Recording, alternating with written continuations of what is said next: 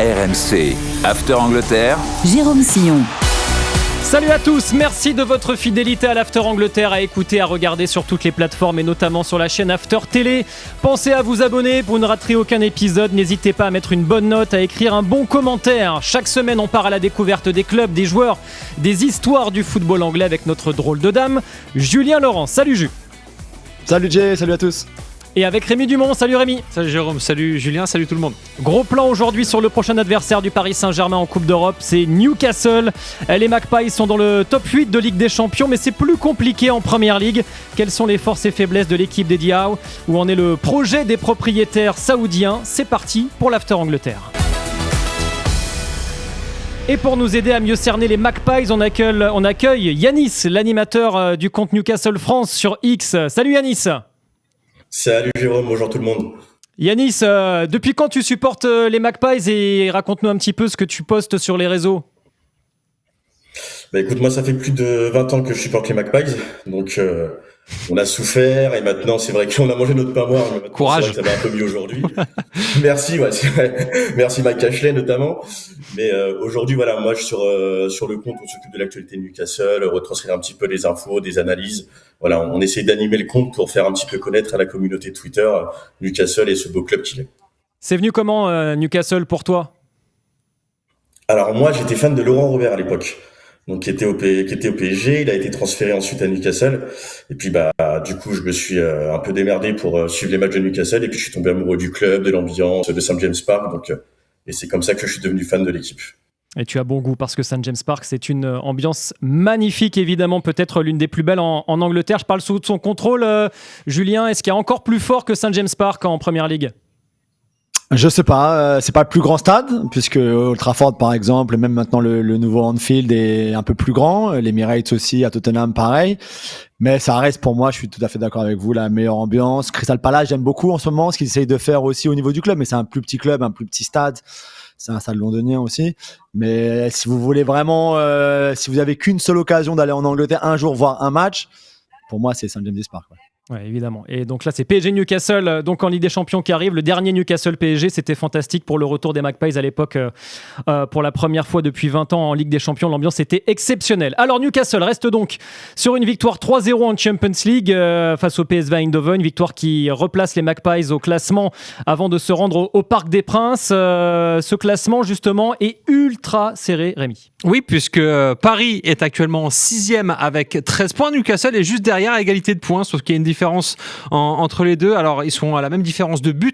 En revanche, c'est 20 buts marqués pour Paris contre 16 encaissés. C'est 16 buts marqués pour Newcastle contre 6 buts encaissés. Donc, ce sera le Laurent Robert-Ico pour faire plaisir à Yanis mercredi prochain. Ouais, ce sera le David Gino Laico, ce sera le Cabayico. Ouais, je crois qu'il y a une douzaine de joueurs qui ont évolué dans les deux clubs. Bon, les places, en tout cas, dans le top 8 vont être très chères. Julien, qu'est-ce qu'on en dit à Newcastle avant ce dernier match au Parc?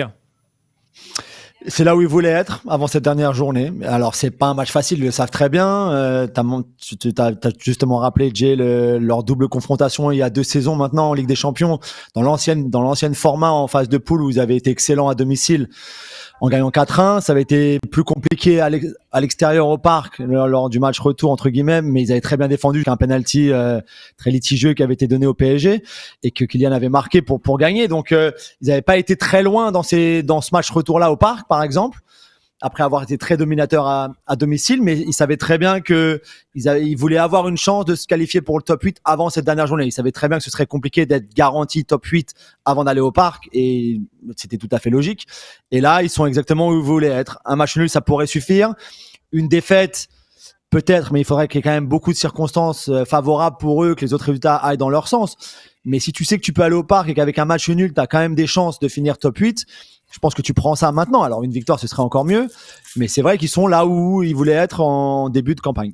Ouais. Yanis, moi je suis même carrément un petit peu surpris franchement de voir les Magpies aussi bien placés après 7 journées de phase régulière. Est-ce que toi tu es d'accord avec ça aussi? Ouais, nous aussi on est surpris de notre côté parce que l'objectif au début du tirage au sort c'était le top 24. Voilà, c'était le minimum à faire. Donc se retrouver top 8 à l'heure actuelle avec une chance au Parc des Princes de pouvoir conserver cette place, c'est du bonus. Donc on va y aller, je pense, sans pression. parce que Paris a plus à perdre que nous par rapport à ça, parce que si on est même top 16, ça veut dire qu'on est en play-off et qu'on reçoit à domicile au retour. Donc pour nous, c'est que du bonus. Donc si on est top 8, tant mieux. Si on est top 16, c'est aussi un très bel objectif pour nous, parce que au début du tirage au sort, on voulait être vraiment top 24. C'était mon objectif. Et en première ligue, Rémi, où en sont les Magpies ? 7e en Ligue des Champions, 8e en Première Ligue avec 33 points, mais ils sont vraiment pas loin des places qualificatives pour les Coupes d'Europe, puisque Liverpool est 4e avec 36 points, United 35 points 5e, Chelsea 6e et 34 points. Donc voilà, ça joue vraiment à pas grand-chose. Et donc c'est loin d'être terminé pour Newcastle en Première Ligue. Ouais, sachant que le 5e en Angleterre va en Ligue des Champions, ça laisse de belles perspectives aux Magpies, Julien. Ouais, absolument. Ça va être une fin de saison, enfin une seconde partie de saison assez fantastique, parce que là, on vous a montré que du 4e au 8e, mais si on regarde même 9e, 10e, 11e, 12e, ça continue à être très serré. Donc 2 victoires en championnat d'affilée, et tu peux très bien remonter, comme l'a fait Newcastle d'ailleurs, de la 14e à la 8e place, voire plus haut même. Pareil, si tu perds 2 matchs d'affilée, tu vas retomber de la 4e ou de la 5e potentiellement jusqu'à la 10e, 11e, etc. Donc c'est vrai qu'il y a cette deuxième partie de saison qui est très excitante. Il y a aussi la Coupe de la Ligue pour eux, et cette demi-finale retour à jouer contre Manchester City, là où ils ont, bien sûr, c'est eux les tenants du titre. Je pense que Yanis a bien kiffé la saison dernière, comme tous les supporters de Newcastle, enfin ce trophée qui a été remporté. Donc il y a plein de choses très excitantes à jouer encore, mais de toute façon, on l'a dit depuis le début, surtout d'un point de vue du club et surtout financièrement, finir top 5, c'est la priorité, plus que d'aller loin en Ligue des Champions, plus peut-être même que de regagner encore la Coupe de la Ligue, c'est d'aller loin, c'est d'aller dans ce top 5, parce que financièrement, ils en ont vraiment, vraiment besoin. Alors, que propose Newcastle en première ligue cette saison ? Regardez les statistiques, 33 XG créés, donc 33 possibilités de marquer un but. C'est seulement le 10e total de première ligue. Donc là, franchement, on se dit qu'il y a mieux à faire, évidemment, pour les Magpies. 11% de tirs convertis en but. Là aussi, ça n'est que le 10e meilleur total de première ligue. 54% de possession, c'est le 5e meilleur bilan. En revanche, les Magpies sont 2e au nombre de centres tentés et 2e au nombre d'XG subis. Donc la qualité des occasions concédées par les Magpies, ça veut dire que la défense est redoutable. Yanis, toi qui regardes tous les matchs de Newcastle cette saison, est-ce que tu es satisfait du jeu proposé ? Qu'est-ce qui est positif ? Qu'est-ce qui reste encore à améliorer ? Au niveau du jeu actuel, on n'est clairement pas satisfait. Cette saison, c'est techniquement un peu délicat. Les matchs sont assez aléatoires. À domicile, ça peut être pas mal. Voilà, je repense à la première mi-temps contre Chelsea, notamment le de partout, Julien. La première mi-temps avait été exceptionnelle, et la deuxième, on a été inexistant. Donc, on est sur courant alternatif. Et puis, on a des gros soucis à l'extérieur. C'est que 2 victoires cette saison contre Everton et Burnley. Le dernier match à l'extérieur contre Wolverhampton, ça a été catastrophique, 0-0. Et ça a été très, très fatigant à regarder. Donc, c'est une saison un peu bizarre. On se retrouve dans la course à la Ligue des Champions. On a beaucoup de choses que devant, ça avance pas, parce que sinon, on aurait été largué depuis bien longtemps. Donc, on s'en sort très bien. On a encore nos chances. Mais j'attends quand même mieux de l'équipe, vraiment. Julien, toi, ton regard sur le niveau de jeu des Magpies cette saison ? Moi, je suis d'accord avec Yanis. Le problème, c'est que la force de cette équipe a longtemps été son milieu de terrain, dans ce côté créatif et dans ce côté puissance et domination. Et ce milieu de terrain, il est un peu moins bon là, parce que Joelinton, c'est un peu plus compliqué, parce que Tonali, surtout, qui avait fait une très bonne saison la saison dernière, a un peu plus de mal aussi. Il y a eu quelques blessures.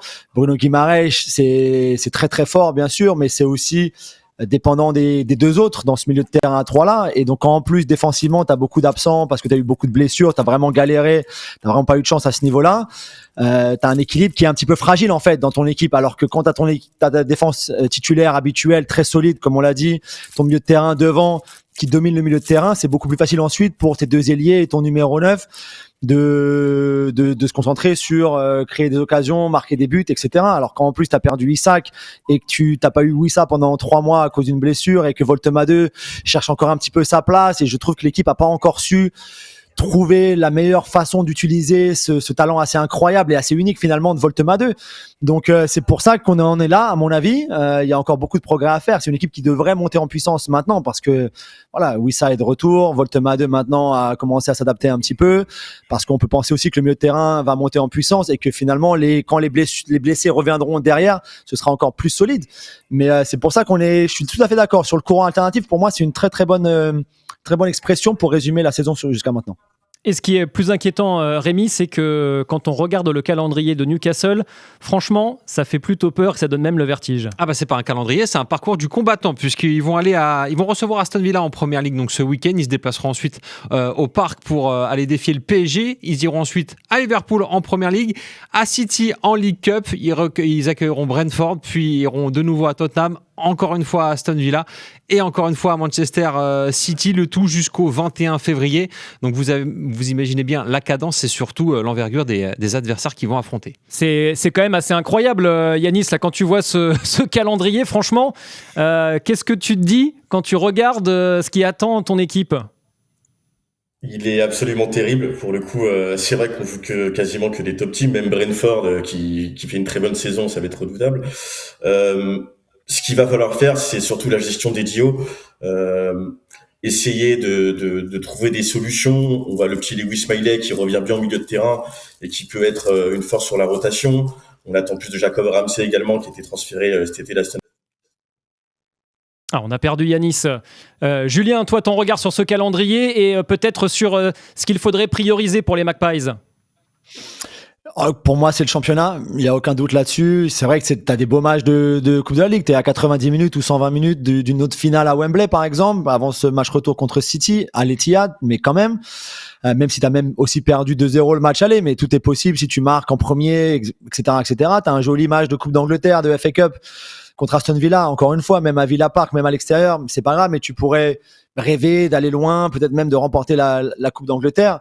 Mais d'un point de vue, encore une fois, je le répète, du club, financièrement, la manne financière de la Ligue des Champions, elle est indispensable. Il faut absolument finir dans ce top 5, gagner. Et c'est pareil pour la Ligue des Champions. Si tu finis top 8, c'est génial parce que tu vas t'éviter ces 2 matchs de play-off qui viendront d'ailleurs s'intercaler. S'ils finissent pas top 8, je crois que le match aller, ça doit être la semaine du 14, enfin c'est 15-16 février, je crois. Donc en plus après de Manchester City, Brentford, ouais, tout à fait. Ouais. Voilà. Exactement. Donc en plus de ce parcours du combattant, comme l'a bien dit Rémi, tu vas pouvoir, ça se trouve avoir à ajouter un match aller, un match retour en Ligue des Champions dans un effectif qui aujourd'hui n'a pas les moyens à cause de toutes les blessures de pouvoir rivaliser avec toutes ces équipes-là. On en reparle dans un instant de l'effectif justement de Newcastle. On va se concentrer un petit peu sur les points forts des Magpies quand même. Peut-être vous parler plus longuement de Bruno Guimaraes. Et puis, on va évoquer également le projet mis en place par les Saoudiens depuis qu'ils ont racheté le club pour savoir un petit peu où ils en sont. L'After Angleterre revient tout de suite. On est de retour dans l'After Angleterre, toujours avec notre drôle de dame Julien Laurence, avec Rémi Dumont, avec Yanis qui anime le compte Newcastle France sur X. On parle des Magpies, futurs adversaires du Paris Saint-Germain en Ligue des Champions, et on s'intéresse donc aux joueurs de cette équipe-là. Newcastle qui est privé toujours de plusieurs joueurs majeurs, Fabian Schär, Dan Burn, Jamal Lascelles, Tino Livramento, que des défenseurs, plus Jacob Murphy. Heureusement, la blessure de Bruno Guimaraes mercredi face au PSV semble moins grave que prévu. C'est ce qu'a déclaré en conférence de presse Eddie Howe. Il pourrait même jouer ce week-end. En tout cas, il sera peut-être préservé. Ce qui est sûr, Rémi, c'est que c'est un joueur indispensable. Oui, puisque c'est le joueur de champ le plus utilisé cette saison à Newcastle avec 2658 minutes. C'est le cas depuis plusieurs années, puisque la saison dernière, par exemple, il était 2e joueur le plus utilisé. En 2023-24, c'était le joueur le plus utilisé de Newcastle. On voit vraiment qu'il a un rôle important, puisque d'une, c'est le capitaine de Newcastle, et aussi c'est un joueur prépondérant, puisqu'on va le voir en termes de stats, il est excellent. Justement, parmi les milieux de terrain de Premier League, on a regardé où on pouvait classer Bruno Guimaraes selon certaines statistiques, et il s'en sort admirablement. Oui, puisqu'il a 8 buts à son compteur cette saison en Premier League. Il est premier il est le meilleur buteur chez les milieux de terrain en Angleterre. 11 buts et 11 passes, enfin 8 buts et 11 passes décisives. Il est 2e en Premier League, 26% de tirs convertis. C'est 2e dans ce secteur de jeu également. 349 passes réussies dans le dernier tiers du terrain et 425 ballons touchés dans le dernier tiers du terrain. C'est vraiment un joueur qui sait à la fois défendre, attaquer et contrôler le milieu de terrain. Et puis Opta nous a fourni également cette semaine une stat intéressante en Ligue des Champions. Bruno Guimaraes, c'est le joueur qui casse le plus de lignes par ses passes. 53 passes qui cassent une ligne. Personne ne fait mieux cette saison en Ligue des Champions. Et 2,2 passes cassant une ligne défensive par match. Là aussi, aucun joueur ne fait mieux cette saison en Champions League. Julien, en quoi Bruno Guimaraes et comme l'a dit ce matin Eddie Howe, pivotal, je sais pas comment on dit, pivotal, un joueur. Comment tu dis avec l'accent anglais, dis-moi. Pivotal, super important, indispensable. En fait, je pensais c'est comme ça qu'il voulait le dire, parce que tout passe par lui. Finalement, on l'a dit tout à l'heure, ce milieu de terrain, ça a longtemps été la force, ça l'est encore aujourd'hui, même s'il est peut-être un tout petit peu moins performant, surtout à cause de par rapport à Joelinton et à Tonali. Mais pour Bruno, on l'avait dit quand il avait signé, c'était un coup fantastique de la part de Newcastle à l'époque d'être allé le chercher. Les Saoudiens étaient arrivés, ils étaient allés chercher un peu partout, voir ce qu'ils c'est l'une des premières recrues. Voilà, exactement. Ouais, j'avais rappelé, j'avais utilisé cette métaphore un petit peu à l'époque. Ils avaient un grand fil de pêche qu'ils avaient jeté dans le football européen, on va dire. Et puis après, ils avaient tiré le filet pour voir ce qu'ils avaient réussi à rattraper. Ils avaient rattrapé Bruno Guimaraes. Il y avait des joueurs qui avaient dit non, lui avait dit oui. Ça avait peut-être pu en surprendre certains parce que Newcastle à l'époque c'était pas une équipe de Ligue des Champions, et il a transformé cette équipe par son leadership aussi, en plus des stats qu'on a montré tout à l'heure, à tel point que même l'autre jour il a été après un match perdu, et c'est là aussi que tu vois les vrais leaders. Et il a publiquement, dans une interview à la télé anglaise, après match, dit voilà, c'est pas suffisant, on n'en fait pas assez. Et Eddie Howe d'ailleurs a dû dire, on en a discuté ensemble, il s'est excusé devant le groupe parce qu'il était allé très très fort et très très dur sur ses coéquipiers aussi. Donc il a envie de gagner, il a besoin de ça. C'est un joueur qui est parmi les meilleurs à son poste pour moi en Europe, pas simplement en Première Ligue. Et c'est vrai que si lui est dans un bon jour, Newcastle sera dans un bon jour. Yanis, qu'est-ce qui te plaît particulièrement, toi, chez Bruno Guimaraes ? Son leadership, c'est vraiment le leader de l'équipe. Comme dit Julien, c'est un peu le quarterback de l'équipe. En fait, tout passe par lui. C'est le centre de l'équipe. C'est lui qui donne le là. C'est lui qui harangue la foule quand il faut mettre un petit coup de boost sur un match où c'est un peu compliqué. En plus, cette saison, il est hyper décisif. Voilà, c'est 8 buts en Ligue des Champions. Donc, il a un impact énorme. Et quand il est pas là, on le voit également. Donc, c'est vraiment l'atout indispensable. Et comme dit Diwo, qui parle de pivot, oui, c'est le joueur pivot par excellence à Newcastle. Et j'espère que sa cheville tiendra contre le PSG, parce que s'il est pas là, c'est pas le même match et ça peut avoir des conséquences un peu terribles pour nous. Ouais, mieux vaudrait peut-être le faire se reposer face à Villa pour le préserver pour le match au Parc des Princes. Voilà ce qu'on pouvait dire sur Bruno Guimaraes, qui va donc retrouver le parc, on l'espère, pour les Magpies. Lui, l'ancien joueur de l'Olympique lyonnais. Oui. Tu sais pourquoi il porte le numéro 39 ? Yanis, je sais que tu as la réponse. Moi aussi, je sais. Mais je pense que Jérôme Sillon doit savoir quand même. Oui. Le 39. Ouais, le numéro 39. C'est pourquoi ? Le 39, je suis en train de réfléchir, mais non, je l'ai pas. C'est entre guillemets à cause de son père, qui était chauffeur de taxi. Avec le travail de son père. Ouais, Il était taxi, c'était son numéro de taxi. Ouais, voilà. Et en fait, du coup, il l'a gardé. Il avait le même à Lyon, et du coup, il a aussi celui en. Ah non, je l'avais pas du tout. J'ai les numéros de maillot, j'aime ça. Alors, on reste dans les chiffres, en revanche, Rémi, parce que les chiffres et des êtres. J'essaie de trouver une transition comme on peut. L'un des atouts des Magpies sur la pelouse du Paris Saint-Germain, ce sera évidemment la taille, parce que ce sont des joueurs très grands à Newcastle, et le Paris Saint-Germain n'est pas connu pour avoir des joueurs de très grande taille. Oui, parce que quand on regarde en fait l'effectif de Newcastle, on s'aperçoit qu'il y a des armoires à glace, puisqu'on culmine au minimum pour certains joueurs à 1m93. C'est le cas de Botman. Il y a Thio à 1m94, Voltemade 1m98, tout comme Pope. Et Dan Burn, lui, c'est 2 mètres quasiment. Du côté du PSG, on va dire des petites commodes, entre guillemets, même si c'est quand même des beaux bébés, puisque Fabien Ruiz est à 1m89, tout comme Chevalier, Zabarni. Et puis Pacho et Beraldo sont respectivement à 1m88 et 1m86. Donc, on va dire que les duels aériens seront l'un des secteurs les plus importants à surveiller pour ce match. Si on regarde la moyenne des joueurs, en fait, on est à 1m87 pour Newcastle, 1m82 pour le PSG. Les Parisiens rendent 5 cm aux moyennes à Newcastle. Yanis, c'est une chose sur laquelle s'appuient beaucoup les Magpies cette saison, leur taille, les coups de pied arrêtés, les ballons dans les airs. Effectivement, en fait, quand il y a souvent des interviews d'entraîneurs qui affrontent Newcastle, la première chose qu'ils disent, c'est qu'effectivement, c'est une équipe qui est forte physiquement, qui sont tous grands. Donc, voilà, on est assez athlétique. Et effectivement, face au PSG, les coups de pied arrêtés, ça va être une clé. Et je trouve Newcastle en progression par rapport à ce domaine-là, où c'est vrai que les saisons précédentes, on n'a pas super été efficace sur coups de pied arrêtés. Mais maintenant, avec la mode d'Arsenal, notamment, de mettre plusieurs joueurs au même endroit devant le gardien, ça gêne beaucoup et ça peut beaucoup gêner le PSG. Et Newcastle est en progression. Dan Burn peut marquer de la tête. Malik Thio aussi commence à marquer de la tête. Botman, c'est un bon joueur de tête. Faut pas oublier aussi Joelinton qui peut peser sur les coups de pied arrêtés. Donc, ça peut être un vrai danger pour le PSG et une vraie force pour Newcastle.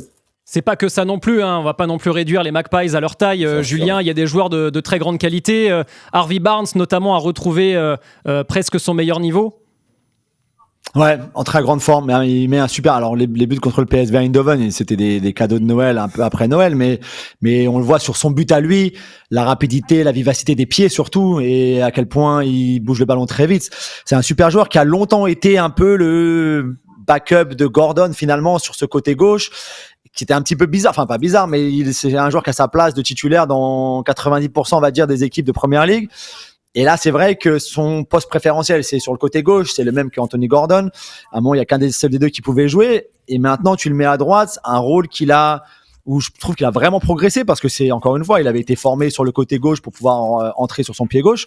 Et si tu peux avoir les deux à ce niveau-là, à droite et à gauche, et ensuite, pour moi, Wissa en neuf, parce que dans la façon dont joue Newcastle, c'est celui qui se rapproche le plus entre lui et Voltemade d'Isak et de ceux dont ils ont l'habitude le plus finalement. Ce sera Wissa au parc et pas Voltemade. Et donc, pour ça, c'est parfait. Barnes d'un côté, Gordon de l'autre, Wissa dans l'axe, plus ce milieu de terrain, on l'a dit, dominant. Et c'est ça aussi, juste pour finir sur la taille. Bien sûr, sur le coup de pied arrêté, ça aide, mais c'est cette puissance physique qu'ils ont, qui est quasiment, sincèrement, même en Première Ligue, il n'y a pas vraiment d'autre club qui peut rivaliser avec cette puissance physique-là. Puis il y avait eu un but de la tête, je crois que c'est Fabien Cher, je sais plus, contre Barcelone. Tu sais, une tête liftée là, qui fait un tir enveloppé de la tête. J'avais jamais vu ça en Ligue des Champions. Le but était incroyable. Je sais pas si tu t'en souviens, Jules, mais voilà. C'est Dan Burn. Dan Burn, pardon. Ouais, voilà. Et le même contre Liverpool en finale aussi de la Coupe de la Ligue. Ouais. Alors on parlait des ambitions de Newcastle en début de podcast. Si on fait un premier bilan de ce que le club a construit depuis son rachat par le fonds souverain d'Arabie Saoudite, Rémi, qu'est-ce que ça donne en termes de classement, en termes de trophées ? On voit qu'il y a clairement une évolution puisque en la saison 2021-2022, c'est celle où le club a été officiellement racheté par le fonds saoudien. Ils termineront 11e. La saison suivante, il y aura un vrai step puisqu'ils termineront 4e de Première Ligue. Ils seront éliminés au 3e tour de FA Cup et finalistes en League Cup avec 54% de victoires. 2023-2024, 7e, éliminé en phase de groupe de Ligue des Champions, quart de finaliste de FA Cup et de League Cup. Et la saison 2024-2025, donc la saison dernière, ils sont 5e, ils ne sont pas en Ligue des Champions, ils sont en revanche éliminés au 5e tour de FA Cup, mais ils gagneront la League Cup avec 60% de victoires. Et cette saison, ils sont actuellement 8e, comme on l'a dit en début de podcast, de Première Ligue et toujours en place pour être qualifié dans le top 8 de Ligue des Champions, en demi-finale de League Cup et éliminé au 4e tour de FA Cup. Engagé donc sur tous les tableaux toujours cette saison, malgré un pourcentage de victoires en baisse. On est à moins d'une victoire tous les 2 matchs. La saison dernière avait été très bonne. Et pourtant, quand on regarde donc tous ces classements, il y a du mieux. Effectivement, Newcastle a retrouvé le chemin du succès et y compris a réussi à garnir sa vitrine d'un nouveau trophée.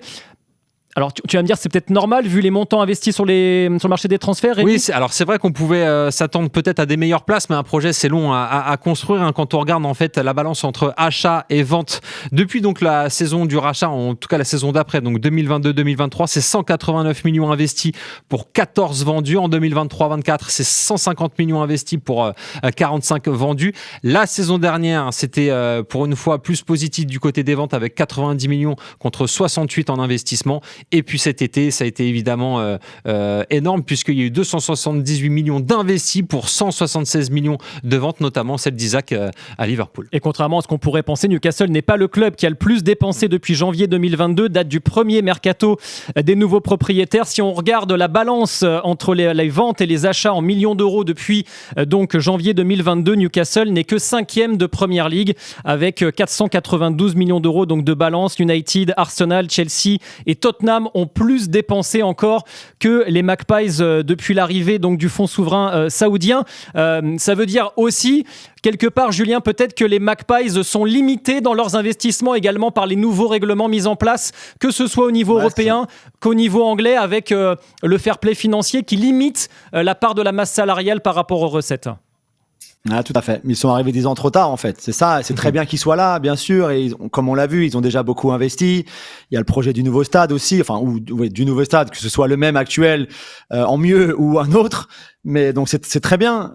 Mais c'est 10 ans trop tard. S'ils avaient vraiment voulu avoir les mains libres pour faire tout ce qu'ils voulaient, comme Roman Abramovich l'a fait à Chelsea, comme les Qataris l'ont fait au PSG par exemple, ou à Abu Dhabi à Manchester City.